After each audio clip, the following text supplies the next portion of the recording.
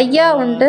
சாமித்தோப்பு தலைமை பதியில் 11ஆம் நாள் திருவிழா முடிந்து 12ஆம் நாள் திருவிழாவின் போது இந்த போதிப்பை கூறி விடைபெற வேண்டும். வருடத்திற்கு ஒரு முறையாவது கூறி விடைபெறுவது ஐயாவழி மரபாகும். மேலும் இப்போதிப்பு ஒரு கவசமாக பக்தர்களை பாதுகாக்கும் என்பது ஐயாவழி மக்களின் திடமான நம்பிக்கையாகும். இனி போதிப்பை பற்றி காண்போம். ஐயா எங்களுக்கும் கூரையில் இருக்கும் நருட்களுக்கும் கன்று காலிகளுக்கும் இட்டிருக்கும் பயிருக்கும் இட வேண்டும் பயிருக்கும் யாதொரு நொம்பலமில்லாமல் யாதொரு சஞ்சலமில்லாமல் ஐயா ரட்சித்து கொள்ளணும். யாதொரு வியாபாரம் செய்தாலும் யாதொரு தொழில் செய்தாலும் மிக நோக்கமாக இருக்கணும். போதிய லாபமும் கிடைக்கணும். எந்த வேலையும் செய்யணும். உழைச்சி குடிக்கணும். ஐயா தாங்களின் உத்தேசமும் கணக்கும் விபரமாய் தோணிக்கணும். நோக்கிய முத்திரை நொம்பலமும் தீர்க்கணும்.